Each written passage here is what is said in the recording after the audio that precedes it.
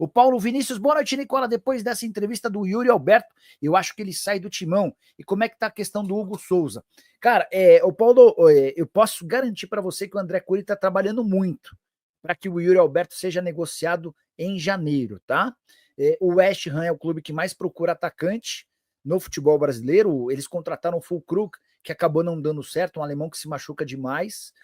A prioridade do West Ham hoje é contratar o Jesus, o Igor Jesus, que é atacante do Botafogo. Se não rolar com o Igor, aí a chance de o Yuri Alberto entrar nessa parada é grande, tá? O Yuri é o Yuri não. O Igor Jesus é prioridade número 1 e o Yuri Alberto é a prioridade número 2. Beleza? Nicola, boa noite. Sou eu mesmo, membro antigo do canal, eu sabia. Nicola, me diz aí hoje, Yuri foi no apito final e não cravou se fica ou se vai. Essa entrevista, inclusive, do Yuri, ela estava sendo combinada já há alguns dias, eu até ajudei, porque o André Cury estava muito incomodado de não colocar o Yuri para falar e tal, e aí acabou de rolando dele ir para o programa hoje. O presidente Augusto Melo afirmou que o Yuri fica, mas o que o presidente Augusto Melo afirma, você não leva em consideração, com todo o respeito que ele merece, né? São vários os episódios. O mais emblemático foi quando o Carlos Miguel tinha um acordo com o Nottingham Forest, e aí o Marco Belo pergunta para ele: o presidente, você já perdeu o Carlos? Não, que isso, tá treinando aí, tá bem pra caramba, já tava fechado. Mas a questão é, o Corinthians vai vender o Yuri Alberto se tiver uma proposta boa, até porque o Corinthians avalia ter gastado no Yuri 12 milhões e meio de euros. Detalhe, esse valor equivale a 50% dos direitos econômicos. O que eu quero dizer é que o Yuri só sai do Corinthians se a proposta for de no mínimo 25 milhões de euros. Caso contrário, não há negócio. Beleza? O Otávio Gazito. Boa noite, Nicola. Como é que está a situação do Sérgio Ramos e do Ronaldo, patrocinador da sua chegada? Vamos lá, sobre o Sérgio Ramos. O Sérgio tentou nessa última semana voltar para o Real Madrid.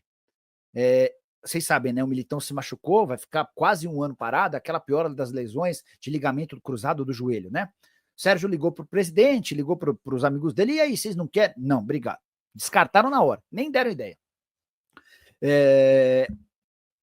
A partir daí, o Sérgio Ramos voltou a estaca zero, ele segue desempregado desde a metade do ano. O Sérgio Ramos não quer jogar na América do Sul, ele não quer jogar no Corinthians, não quer jogar no Boca Juniors, tá? Mas os clubes daqui têm se esforçado para tentar convencê-lo a fechar.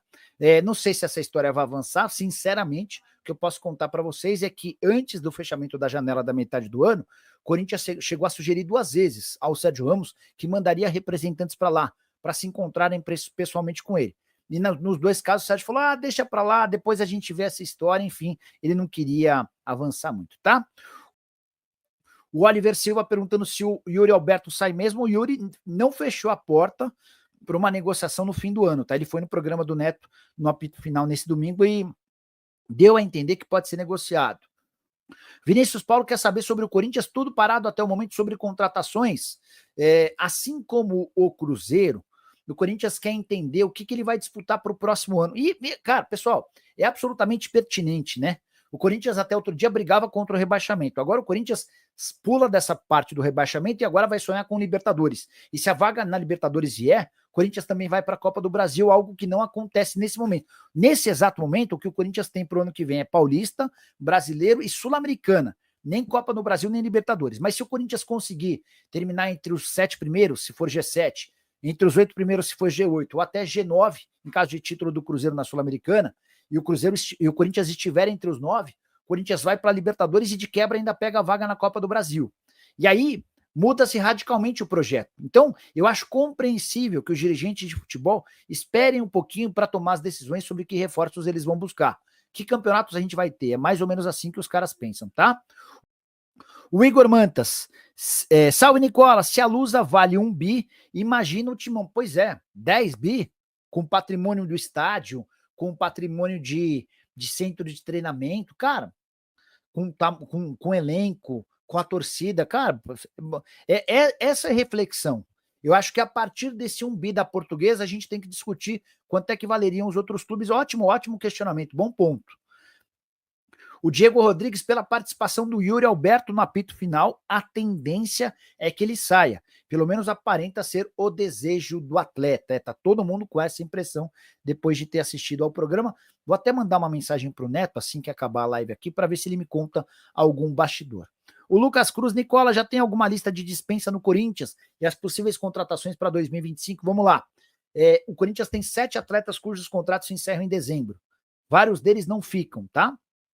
Até estava contando no vídeo de hoje, acho que de ontem, quer ver? Ó? Entre os atletas cujos contratos se encerram estão Romero, Hugo Souza, Kaká, Maicon, Caetano, Matheus Araújo e Juan Oliveira. Juan Oliveira, Matheus Araújo e Caetano não ficam. O Maicon deve ter seu contrato de empréstimo renovado. O Kaká será comprado.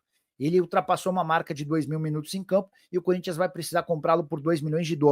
O Hugo Souza é aquela questão que vocês já sabem, o Corinthians precisa se acertar com o Flamengo em relação às garantias bancárias.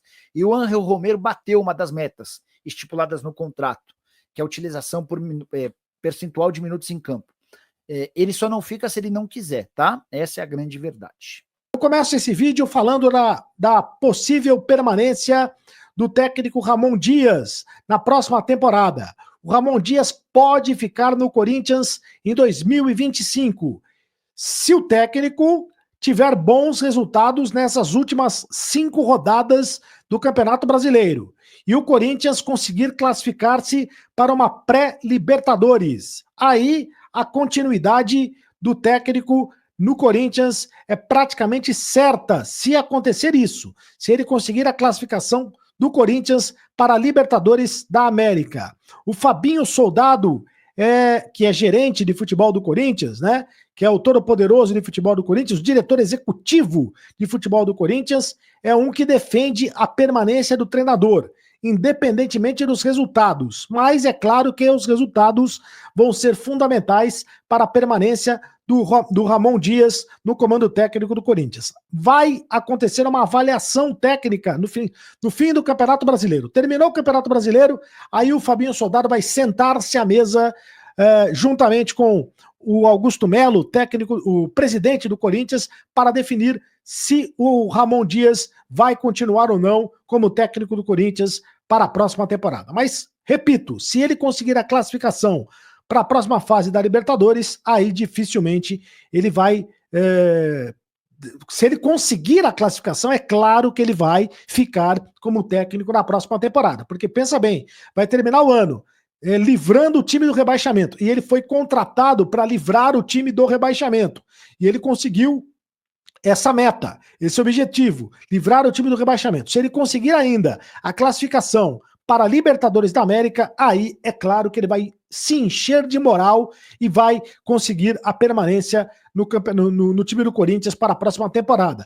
E é bom dizer sempre que o Ramon Dias tem contrato com o Corinthians até dezembro de 2025.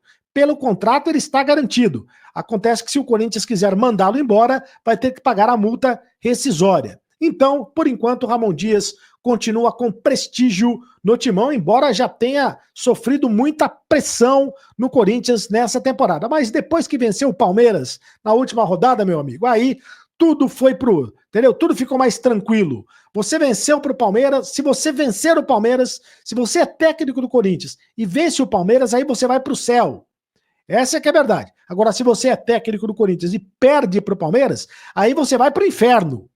A verdade é que o Corinthians, que o Ramon Dias venceu o Palmeiras. Então ele está no céu nesse momento e a torcida corintiana, neste momento, está morrendo de amores pelo Ramon Dias. Quem diria? A torcida do Corinthians que já pediu muito a cabeça do treinador corintiano. Bom, o Corinthians hoje realizou mais um treino visando o jogo de quarta-feira contra o Cruzeiro pelo Campeonato Brasileiro às 11 da manhã. O jogo vai ser na Neoquímica Arena. Aliás, quero mostrar os próximos jogos do Corinthians até o final do campeonato. São 5 jogos que o Corinthians precisa fazer até o final do campeonato. Vai pegar o Cruzeiro no dia 20, quarta-feira, às 11 da manhã. É feriado em São Paulo, dia 20 de novembro, dia da Consciência Negra. Por isso, o jogo às 11 da manhã. Aí depois, no dia 24, o Corinthians pega o Vasco Portanto, 2 jogos seguidos dentro de casa. Corinthians e Cruzeiro, Corinthians e Vasco. No dia 1º de dezembro, o Corinthians pega o Criciúma fora de casa. No dia 4 de dezembro, o Corinthians pega a equipe do Bahia, também dentro de casa na Neoquímica Arena. E na última rodada, o Corinthians pega o Grêmio fora de casa, lá na Arena do Grêmio, em Porto Alegre. Portanto, 3 jogos dentro de casa. O Corinthians tem 3 jogos para fazer na Neoquímica Arena e 2 jogos para fazer fora de casa. O Corinthians tem tudo para conseguir a classificação para a pré-Libertadores. Basta vencer os 3 jogos que tem dentro de casa. E tem confrontos diretos, né? Contra o Cruzeiro, contra o Vasco, contra o Bahia, contra o próprio Grêmio. São confrontos diretos na briga pela Libertadores e contra o Criciúma, o confronto direto na briga pelo rebaixamento. Mas aí é o seguinte, para escapar do rebaixamento, mas aí o Corinthians está praticamente fora da zona de rebaixamento. O Corinthians terá mudanças para o jogo contra o Cruzeiro na próxima quarta-feira. Isto porque os jogadores que estão nas eliminatórias da Copa do Mundo, defendendo as respectivas seleções, eles não vão jogar na quarta-feira. São eles, o Romero, que está na seleção do Paraguai. Além do Romero, que está na seleção do Paraguai, tem o André, o André Carrillo não está na seleção do Peru. O Romero está na seleção do Paraguai, o José Martínez está na seleção da Venezuela, saiu machucado, inclusive, no último jogo, mas a informação é que não foi nada grave, apenas uma pancada no pé. Ele está liberado, inclusive, para jogar na próxima partida da seleção da Venezuela. E tem também o Félix Torres, que está na seleção do Equador. No que diz respeito ao Félix Torres, é o principal desfalque do Corinthians, porque o Corinthians tem problemas na zaga para escalar a equipe. Além do Félix Torres, que está na seleção do Equador e não vai jogar, portanto, na quarta-feira, o Corinthians não terá o André Ramalho, que está machucado. O André Ramalho tem uma contusão muscular, não joga na quarta-feira. A possibilidade maior é que ele volte contra o Vasco, mas na quarta-feira dificilmente ele vai ficar à disposição do técnico Ramon Dias. Seria uma surpresa se ele ficasse à disposição. E também o Kaká. O Kaká é outro que está fora do jogo, porque ele está com uma contusão na região lombar. A primeira informação é que ele tinha uma contusão na costela, até com suspeita de fratura na costela, mas essa informação não foi confirmada pelo departamento médico do Corinthians. Então, o Kaká com uma contusão na região lombar fica de fora também desse jogo contra o Corinthians. Então, o que pode acontecer? O que deve acontecer é que o Ranielli deve entrar no time, possivelmente improvisado na zaga.